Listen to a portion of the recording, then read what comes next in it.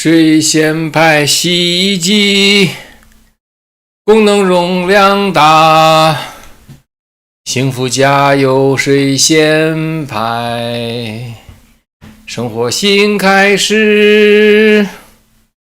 哒啦哒哒可爱的家，温馨心中头，情绪乐悠悠。关心爱心家有好助手，哒啦哒啦心一流，水线排洗衣机，功能容量大，幸福家有水线排，生活新开始。大家听过这首歌没有？这个大概是在我15岁上下吧，我1987年的时候，那时候呢，那个洗衣机正在逐渐普及到那个每个家庭中。我家的第一个洗衣机绿色的，给我印象特别深。我以为我一直会记得它的牌号，但不幸的是，到现在我已经忘了它的牌号了。所以人生中那些你认为会记得很久的事情，总有一天你可能也会忘记。那么当时呢，有一些新的洗衣机啊也出现，主要是广东那边出来的。然后当时呢，还有一些就是类似家庭剧场的那种电视剧。我记得1987年我15岁的时候呢，有新加坡的星星知我心，那个电视剧，在这个电视剧播出的时候呢，前面就会有广告。哒啦哒啦，可爱的家，温馨心中头，情绪乐悠悠，关心爱心家有好助手，哒啦哒啦心一流，水线排洗衣机，功能容量大，幸福家有水线排，生活新开始。这个我记得星星知我心是台湾的，对，我闹不清台湾新加坡，反正都是一些就是表情，现在想起来非常夸张的剧情也极其什么的，就是大哭大笑大喊大什么的那种电视剧吧。但是我想强调的是，就是水线排洗衣机的广告给我印象特别深，因为哎呀，我初中的时候啊，我爸我妈长久的生活的那种吵架呀、不愉快呀，给我刺激越来越大。我12、13岁就开始胃就不行了，因为人一紧张，胃就跟搅在一起似的，所以我12、13岁就开始得胃病，其实就是精神紧张太大造成的。然后呢，当就是像星星知我心这样传递不是星星知我心，这好像就是星星知我心，我忘了。反正还有个什么呀？新加坡叫什么？不是，我看的是新加坡现在记起这广告了吧？你看看。然后呢，我呢，就是这首歌给我的印象之所以如此之深，就是我从这首歌里看到了那种幸福家庭的影子。后来我就想，哎呀，我家里要是有个水线排洗衣机，然后能转动起来洗衣服，每个礼拜天给我妈洗衣服，然后我妈和我爸关系也处好了，我就会生活在一个幸福的家庭里边了。所以呢，这个水线排洗衣机的这个广告给我印象如此之深呢，就是因为它是我对幸福家庭的一个渴望。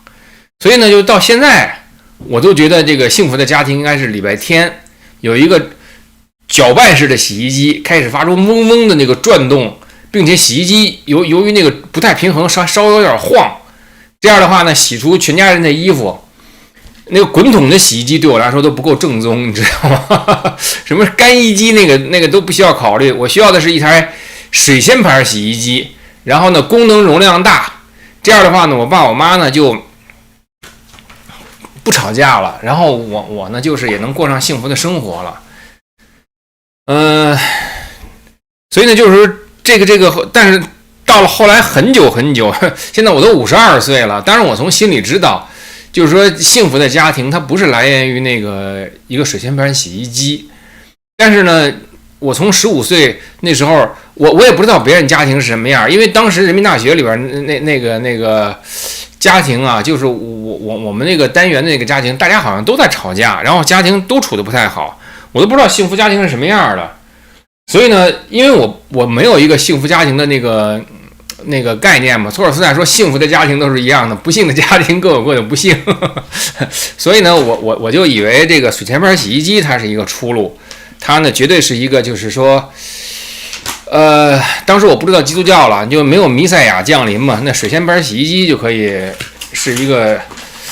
东方的这个明星，然后呢，那个当他来的时候，救主就降临了。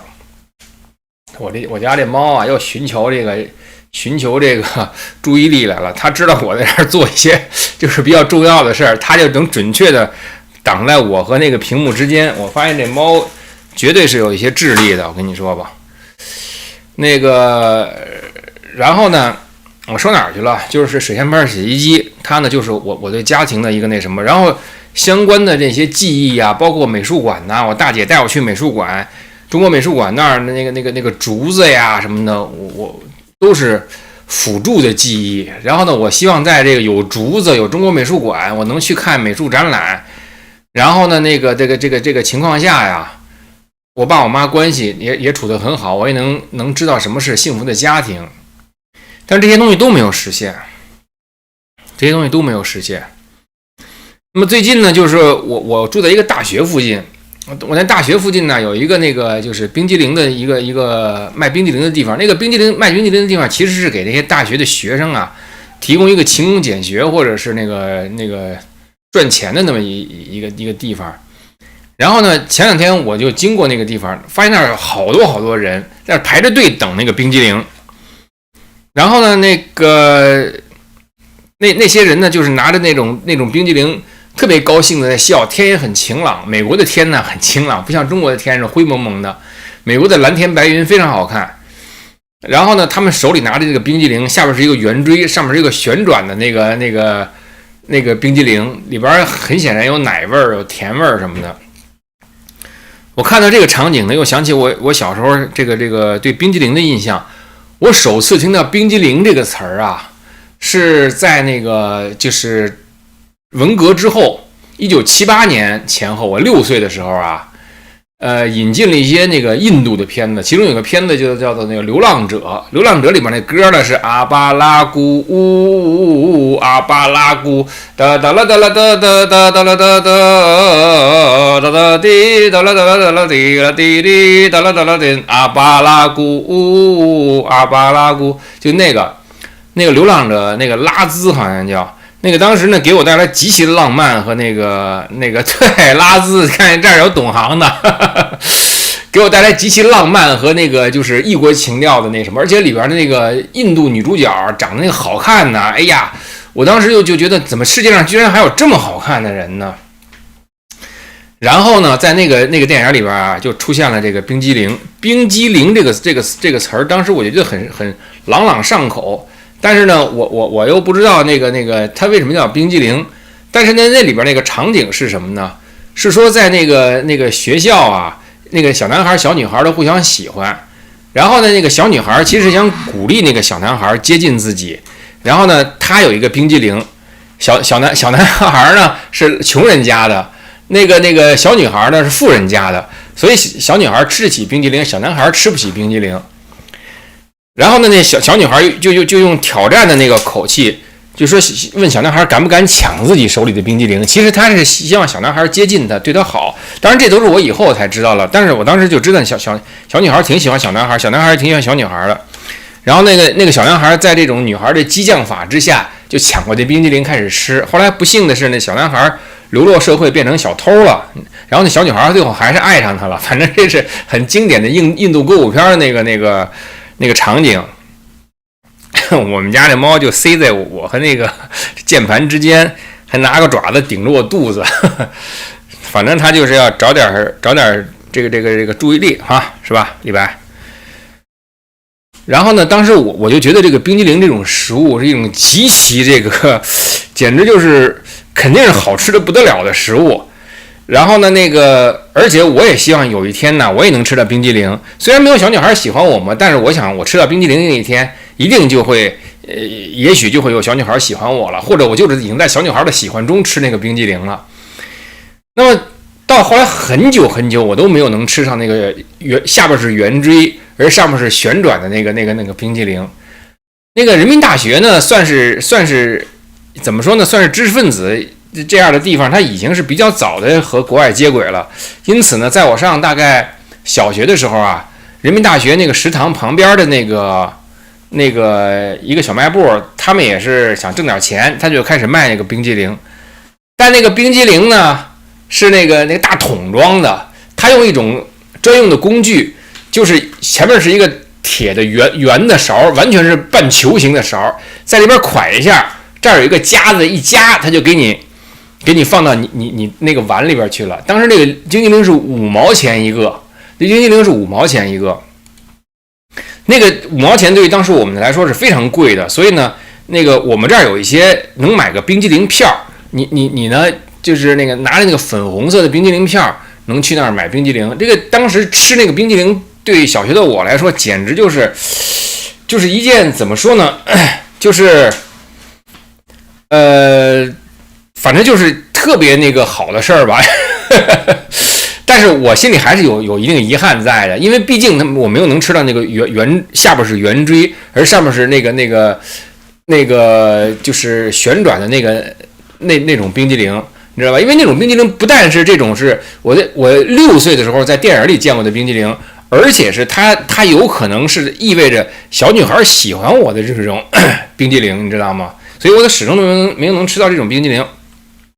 所以当时我还记得我大姐啊，就是她也挺疼我的。那时候她呢就是就是她会就是考虑到就我喜欢吃那个圆筒状的那种冰激凌，其实那个是不能叫冰激凌，那充其量叫一种冰沙，它那挺粗糙的冰沙，而不是那种细腻的那种冰激凌。我第一次吃冰激凌呢，还是我大姐刚刚工作的时候去这个北京机械局。就北京机械局协助呢，就是当时日本呢，在中国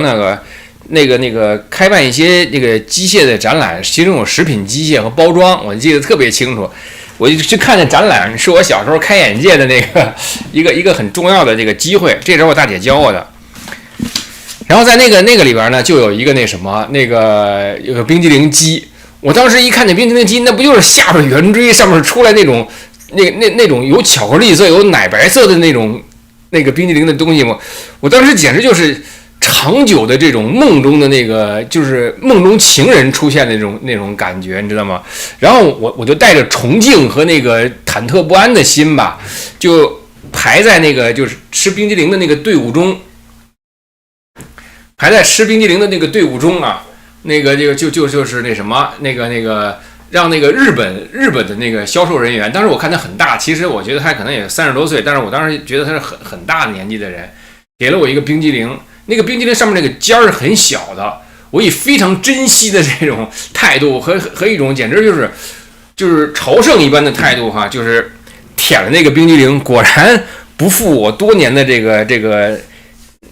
心心相印的盼望。那个冰激凌给予我就是说6岁的时候看到那个流浪者之歌那小女孩让小男孩抢的那种，我说就该是这种冰激凌，我应该从喜欢我的小女孩手里抢过来。但是当时没有小女孩，只有日本的大叔但是无论如何我还是吃到这个冰激凌了所以呢，就是说这个人生中的一个又一个节点呢，它是由一个又一个这种对我来说是这种就是梦一样的这个盼望所引导的。当它突然出现的时候，我简直都不敢相信这个天地还是真的了，你知道吗？然后呢，我就在我这个大学附近看到他们那些人在美国晴朗的这个蓝天下吃着那个冰激凌，那个冰激凌比当年日本大叔给我那个冰激凌大得多，而且是真材实料的多。然后呢，因为日本不过是在展览会上哄小孩或吸引客户的，所以他不给你弄太多冰激凌。日本人比较精明，你知道吗？人家日本人坐那车铁皮都薄，这冰激凌也少点然后呢，那个我再喝点水。今天我喝的水不是气泡水，因为我喝气泡水这个会打嗝，对我这英俊的这个外形有所影响。我把胡子刮了，因为我快上庭了。我左思右想啊，还是这个不要给那个法官留下一个不好的印象，还是给他留一个奶油小生的印象嘛。那个。不过这个拉纳汗呐，神韵那个律师拉纳汗成天盯着我这个，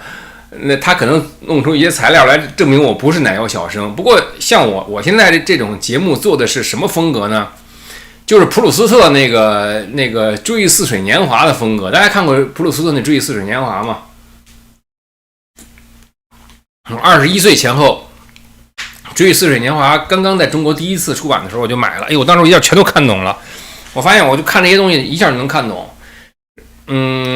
我就扯太远了，接着说冰激凌吧。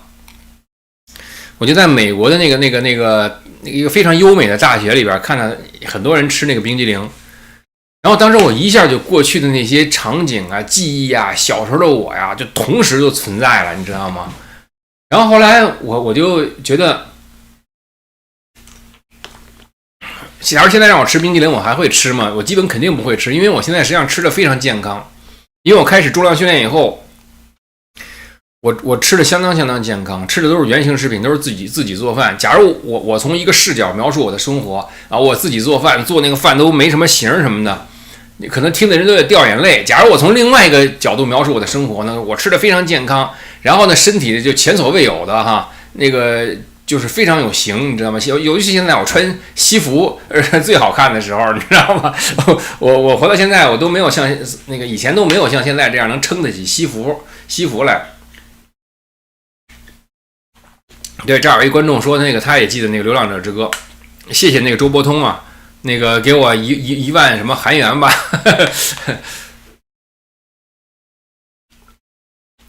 所以现在如果让我吃冰激凌的话，我不会吃，因为。太甜，美国人这儿吃什么东西都吃特别甜，而且呢，他那糖本来挺便宜的，但是只要卖甜的食物，它就卖的特别贵，就是这个产品贵而原料便宜，这种差价也让我很惊讶。而且我本来就不是特别喜欢吃甜的，实际上。然后呢，那个我呢，就是说现在吃蛋白质吃的比较多，所以就是让我去吃那个冰激凌，我不会去吃。然后我就又问自己，我说于超，假如现在你比如说你丢了工作了，或者你被那个拉纳汗和那个宇宙主佛陷害进这个联邦监狱了吧？那个我不知道拉纳汗是不是参与了，就向联邦调查局举报我要当自杀小队啊？那是你干的吗，拉纳汗？那个。如果是发生那样的事儿的话，我可能就没钱了。没钱了的话，我就买不起冰激凌了。我就问自己，我说于超，假如你买不起冰激凌，你会不会就是看他们那么幸福的笑着吃着冰激凌，然后你心里特别向往，特别那个愿意？我仔细想了一下，我答案还是不会，我还是不会那么向往那个冰激凌。为什么呢？因为我已经知道冰激凌的组成了，我也知道自己身体啊，它需要什么食物，我也知道自己如果做重量训练的话。我就不应该吃太多，就别说冰激凌了，淀粉你都不应该像以前吃的那么多了。所以呢，就是说我一方面还能感同身受，那个6岁的我看见那个小女孩鼓励小男孩这个接近自己的时候，让他抢冰激凌，那个冰激凌给我带来的全部的这个对美好生活的向往。然后到了现在呢，那个我是就是说，哪怕我没钱了，看到这些人笑。我都不会那个，就是说羡慕和那个悲伤自己居然吃不上一个冰激凌。后来我就问自己啊，我说我这个变化到底发生在什么地方了？我觉得这个有一个变化呀，就是我的这个对幸福的这个向往和期待呀，已经不和那个某一个冰激凌。或者不和某一个这个洗衣机结合在一起了，我之所以和冰激凌和洗衣机结合在一起呢，是因为当地其实我第一呢，我并不知道洗衣机和冰激凌它本身意味着什么。比如说现在我知道冰激凌里边全都是糖，可能还有一些什么那个经过精加工的那些类似奶油的东西，增加的它的那个很细腻的口感，那些东西也不是什么很健康的东西。那么我呢，就对于那个洗衣机的那个理解呢，知道它是一个电机。带着一个那个就是旋转的那个大的螺旋桨似的盘子在那儿转，但那都是30年前、40年前的那个产品了。但是那个如果能在一个家庭里，我爸我妈还都在，而那个东西在那个咣当咣当晃的时候呢，却能给我一个非常妥帖和安稳的这么一个，这就是一个家的感觉。但是现在你想买那种旋转洗衣机，那可能只能买小型的，你稍微大一点的，你都得是滚筒的了那个。那么就是说，我第一呢，我知道自己那个真正追求的那个东西是什么。第二呢，我知道这个冰激凌或者洗衣机它又是什么，所以这两个东西就联系不到一起去了。但是当时呢，就是像对洗衣机的这个向往，其实你看从15岁都持续到我52岁，我现在想起水仙牌洗衣机，我觉得那个。可能是不是以后我真的需要买一个水仙牌洗衣机，在家里咣当咣当转一转，就跟那个林彪，他打了好多仗以后，他呢就是平常老是那种高度的精神紧张和神经质，直到那个别人把他放在一个摩托车上边，到处在很颠的地方那么颠，他才能平静下来。我觉得这个也有点类似，就是你受过太大刺激以后啊，你这个。肉体你都承受不了那么大的那个刺激，实际上是。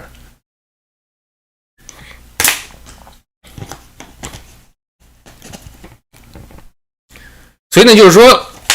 对下边是圆锥，而上面是旋转的这种东西的那个向往哈，它和真正的你那个幸福，或和真正的就是你身材比较那个健美，然后穿上西服很好看。这两个实际上差的是很远的。那么就是刚才我说了，对这个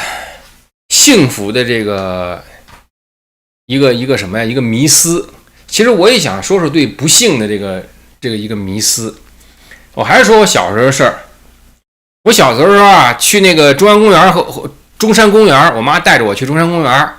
然后中山公园呢，那儿有那什么，那儿有那个就是那种电动车，然后呢。有小孩就坐在电动车上，开着电动车来回来去转。当时我觉得那个简直太有意思了，你知道吗？然后我就跟我妈说，我说能不能坐一次那电动车？那个电动车坐一次啊是1毛5，那1毛5对当时我们家那个经济状况来说呢，也是比较困难。所以我妈呢就是一直犹豫，然后呢我呢就一直在磨我妈，我说哎呀能不能让我玩啊？能不能让我玩？最后我妈终于下定决心，因为我妈实际上是非常那个偏向我的，你知道吗？终于下了决心，就是说那个让于超玩一玩这个。结果呢，我们俩就在那儿排队，那个队已经挺长的了。结果我妈这种犹豫啊，开始那个说不让玩，然后结果那儿队没排上，结果那个我们又在那儿排队，最后就差两个人，也不是3个人就轮到我了。然后呢，那个。管这个游乐场的这个人就说现在那个要闭园了，所以呢就是那个今天就到这儿了，就不玩了。结果当时我就挺失望的。后来就这件事儿啊，给我妈留下了极深的这种遗憾。我妈在我很大的时候还在说，哎呀，那天要让超超去玩那个车就好了，你知道吗？后来，但那时候我虽然还很年轻。我20几岁的时候，我没觉得自己很年轻。20几岁的时候，我已经觉得很老了。相反，我现在52岁，我不照镜子，我经常以为自己是15岁，你知道吗？所以这个时间对人来说真的是很相对的一种东西。其实我到21、你想我22岁，我妈就车祸去世了嘛。我就是实际上就是17、18岁的时候，我就对那个车就是那个电动车已经完全不感兴趣了，而且我就挺内疚，当时我那么不懂事儿。那个一定要让我妈那个给我买那个电动车的那个票，让我去玩电动车，而且还让我妈那个就是内疚了这么多年。我就一再跟我妈说，我说妈，我已经不喜欢玩那个了，那没什么意思那个。但是我妈始终就是说起这事儿，就说哎呀，那天要让超超去玩就好了，那天让超超就玩就好了，老是这么说。哎呀，就他这么说就给我很大的刺激，你知道吗？就他这么说就让我想起当时的那种犹豫啊、匮乏呀，然后那个我妈想让我那个心满意足，但是又没让我心满意足，以及呢就是说我妈对我期待很多，但实际上我从来都没有能够回应我妈的期待。我那时候假如有现在这样什么那个3万个那个subscriber， 就3万个订阅者，我妈肯定高兴坏了，估计当时我没有人就是，当然大家都挺讨厌我的，我现在大家也都挺讨厌我的，实际上。那个，但是呢，就是我现在也因为走了这么长时间了嘛，也遇到这个世界上各种各样的人，也有不少和我有共同语言的，但当时没有，当时是我妈呢，就是老希望就是我比较受欢迎，但是我当时完全就是受欢迎的对立面，就不受欢迎。唉。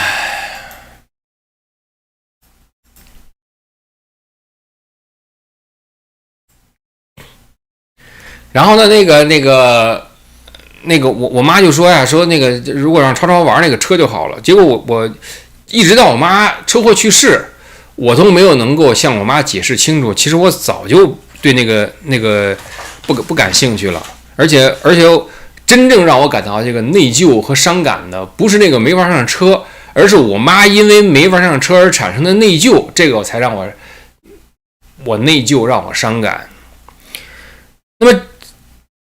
就是那个中山公园那个车，对于我妈来说，就像水仙牌洗衣机，对于我以及那个6岁的那时候，那个下边是圆锥，上面是那个旋转的那个冰激凌的那个冰激凌，对于我来说是一样的东西。那么我就想说什么呢？我就想说，就是这些东西到底是不是能给你带来幸福，以及呢，是不是就是说你真正那个痛苦的这个来源，你知道吗？我之所以说起这些事儿，是因为就是最近呢，我的一个朋友啊，那个我在和他谈话的时候，发现他很难过，原因是什么呢？因为他妈妈呢，就是说那个现在自己没有房子住，结果那个有个好心人呢，就让他妈借住在那个房子里边。然后呢，他妈挺高兴的，就是住在那个房子里边了。但是呢，另外一个人呢，也被那个好心人允许住在他妈那块儿。他妈以及他们家现在正在经历非常艰难的一个时刻，非常非常艰难的一个时刻。然后呢，他妈其实是需要一定的独处的那个时间的，因为你和别人住在一起，你毕竟需要那个应酬，需要寒暄。你心里难过上来的时候，你想流眼泪。如果周围的人再有一个人，你都会忍住，你都会自然的，你就没法抒发出你那个情感，让眼泪流出来。而你在难过的时候，你能哭出来，这其实是一种幸运。那个女性，我觉得比男性好的地方就是她还能哭出来。男性很多时候他哭的时候，他可能觉得那个哭的声音都很奇怪。所以呢，就是说他妈呢，就是看到新的。另外一个人也被允许住到这个屋子里，他就悄悄的给我这个朋友打电话，就说：“哎呀，今天我本来买了些那个就我喜欢的那种那个香波或者那个浴液什么的，我想洗个澡，但今天我洗不了澡了。”然后呢，就这一句话呀，就给我这个朋友刺激到什么程度啊？他的原话是我当时听到这个话，耳朵就嗡了30秒钟。他跟我说。他妈跟他说什么话，他全都听不见了。他之所以有这么大的这个刺激，是因为他们从小的时候啊，就是实际上是就是居无定所，而且由于自己的这个处境比较艰难啊，他没有地方住，而且都在看别人脸色。他们一家人就是在种种这种艰苦的环境下吧，反正走过来这些年，而他妈现在还是没有能够就是安顿下来，还得就是寄人篱下。而在寄人篱下的情况下呢，他呢那个又洗不了澡，就是一件小事就一下就把他给当时当地就给击溃了，可以说是。然后呢那个他呢就是他现在是能挣一些钱了，所以他就想用钱呢来给他妈租下那个房子。但是实际上他心里又清楚什么呢？心里又清楚他妈其实是会拒绝他这个建议的，因为他妈是非常非常就是第一呢，就我不愿意给我的孩子以带来这种困扰。第二呢，就是说我比较要强，我不愿意在这种情况下呢，就是那什么，我能凑合就凑合。反正人经历了这个艰难困苦以后，很容易就是更加苦待自己。其实我也有这种倾向，有的时候我就提醒自己不要苦待自己。然后呢，他就跟我就说起这个事儿来。哎呀，我就特别的这种感同身受，就是他妈呢一直以来呢，就是希望能有一个自己的房子。他这个想法的强烈程度和他在现实生活中得不到房子的这种强烈程度几乎是一样的。就是人的向往，最强烈的向往，通常是来自自己最强烈的这个匮乏。而今天我这个节目就是想从水前牌洗衣机，从那个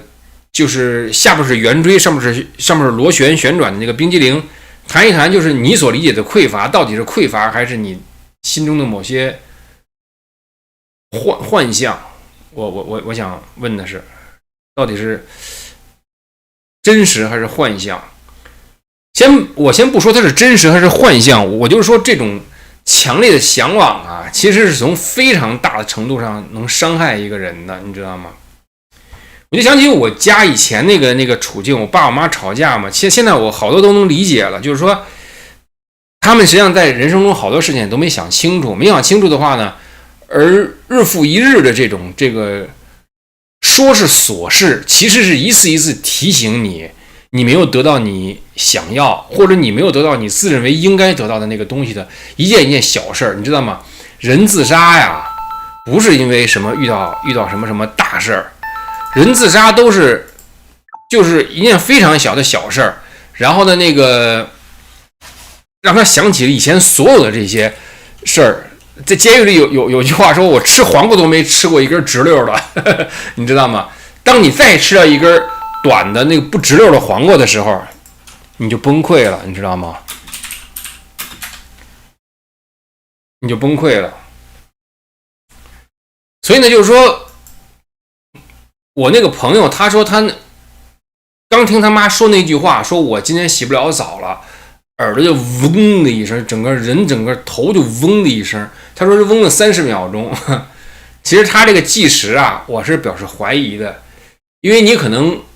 不知道你嗡了多少秒，你知道吗？也许你只嗡了1秒钟，但是你感觉过了30秒，但是也可能你在那种突如其来的。整个把你浸泡，从内到外每个毛孔都给浸透了的那种难过之中，你觉得就做了10分钟，可是你突然发现，哎，外边天怎么都黑了？你已经在那儿坐了几个小时了，你的眼泪可能已经流了一阵，已经流干了，然后你还以为只有10分钟过去，所以实际上就是在这种重大的、剧烈的，就能把你人像那个闪电一样从头到尾击穿的这种痛苦之中。这个时间它不是一个可以计量的单位，而你所感受的那个痛苦的深度才是一个可以计量的那个单位，而那种深度呢，又是无法用语言描述的，它是几米啊，还是几十米，还是几公里，你并不清楚。所以很多这个世界上的事情是你能知道的很清楚，但你其实完全无法用语言表达的。这个就是叫言语道断，心行处灭，是吧？这是佛家的一句话，就是你很清楚你经历了什么。你跟我于超说的时候，说我耳朵嗡了30秒钟，那仅仅是为了让我于超知道你嗡了一段时间。但是因为我也嗡过，我也就是在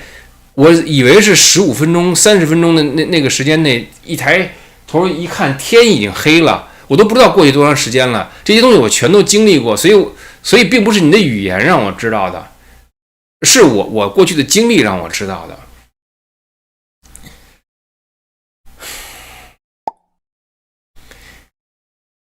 所以呢，就是说，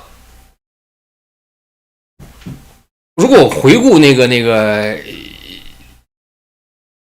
小时候的我，那么现在假如我是一个全能者啊，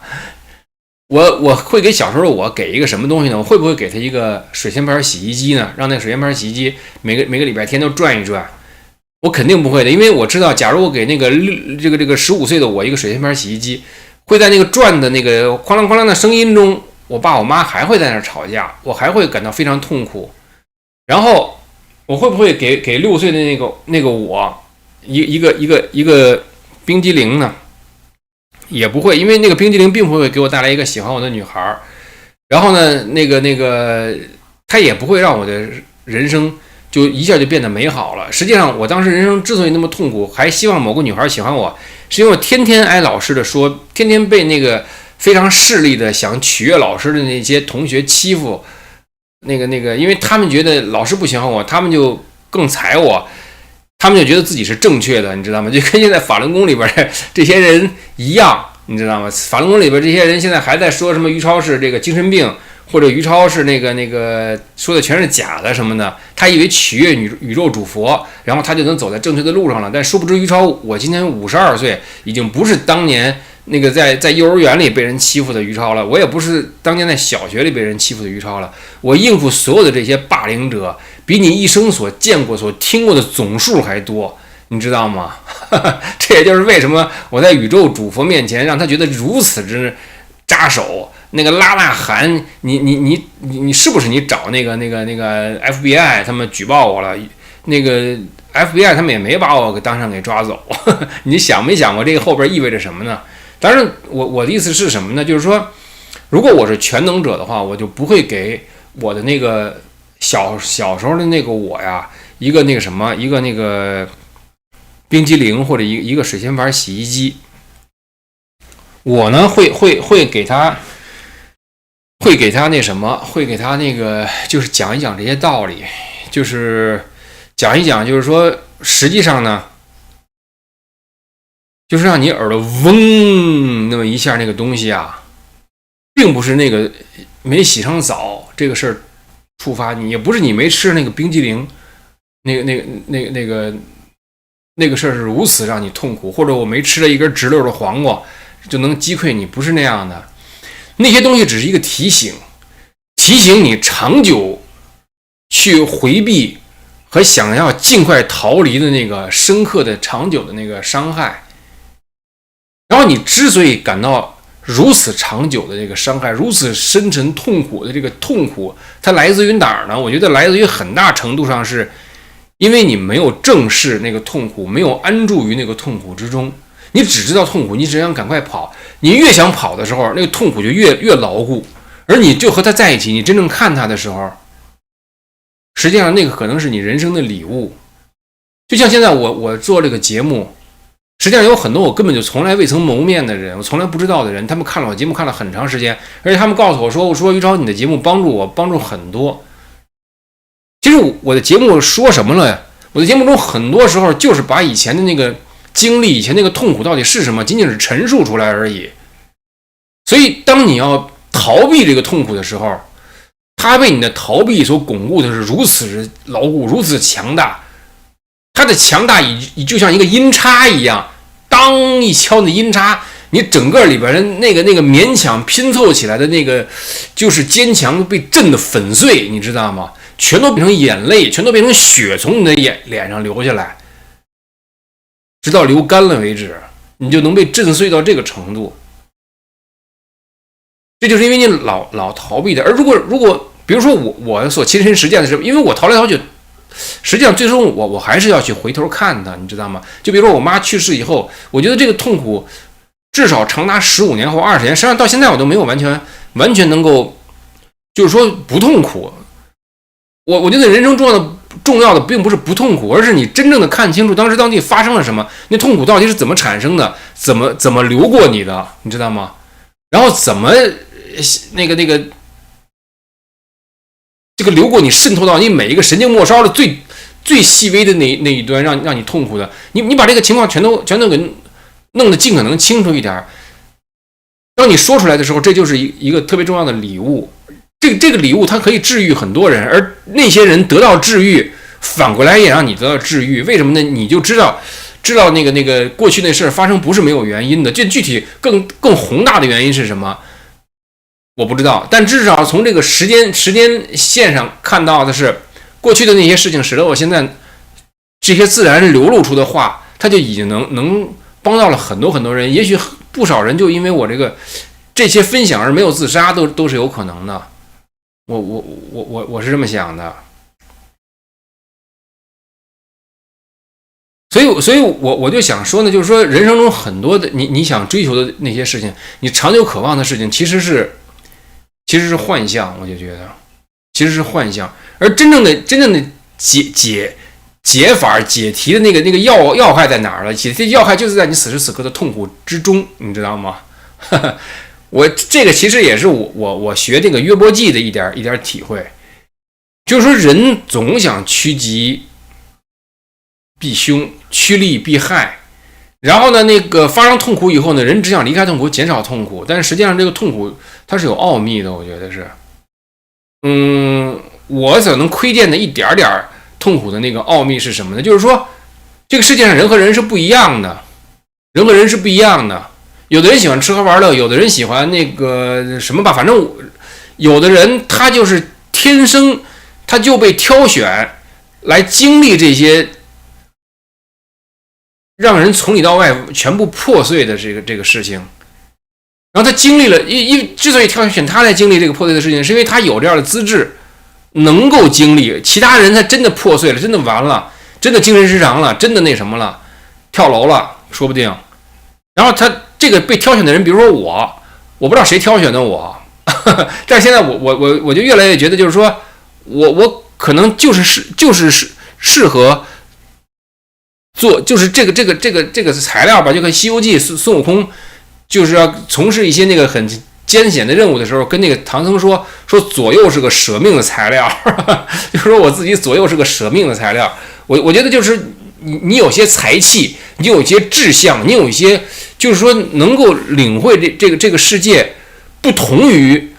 就是所有人眼中的世界的那个世界。什么叫不同于所有人眼中的世界的世界呢？实际上我现在不是在一个大学吗？这个大学有那种新英格兰的那种挺拔的高大的树木，我不知道那是松树还是什么树，就是那种挺拔和那个繁茂，让我一看到它，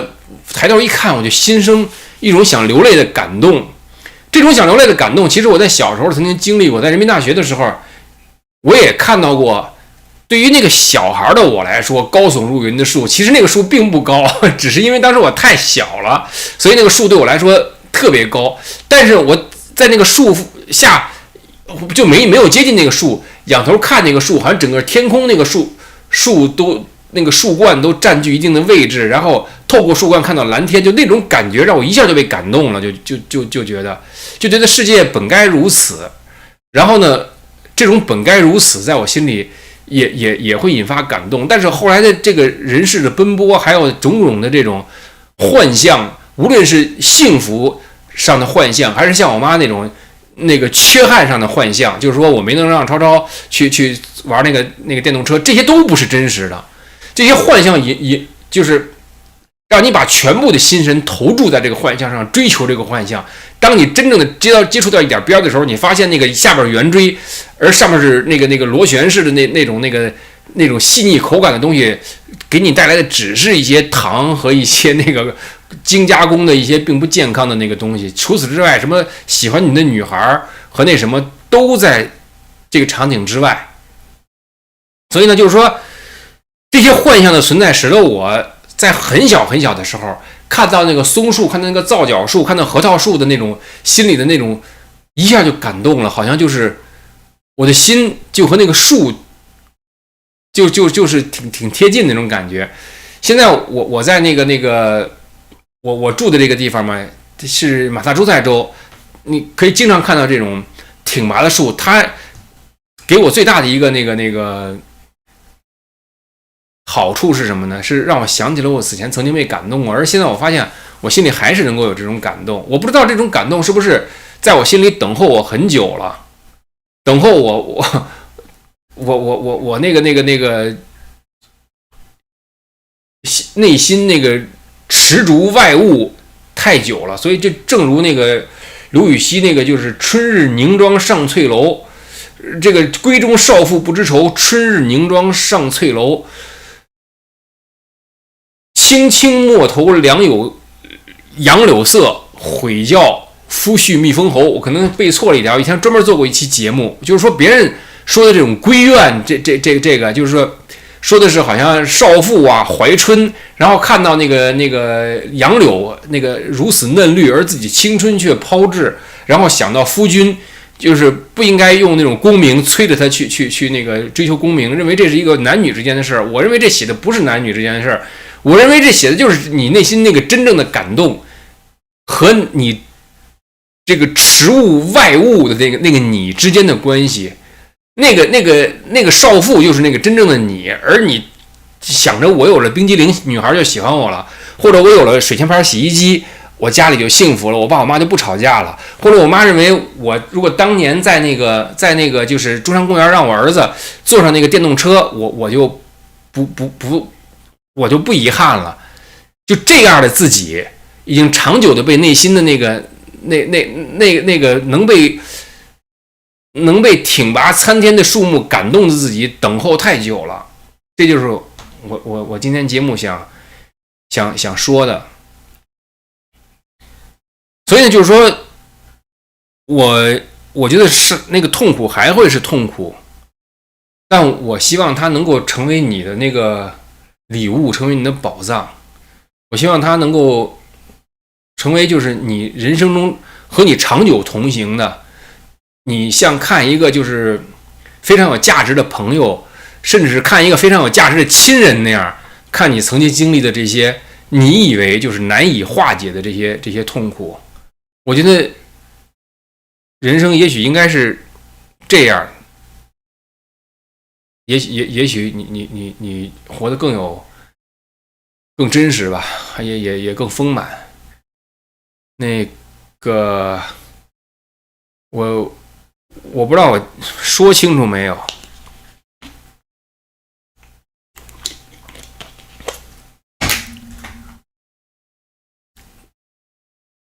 我今天的节目先做到这儿，谢谢各位，我们下次再见。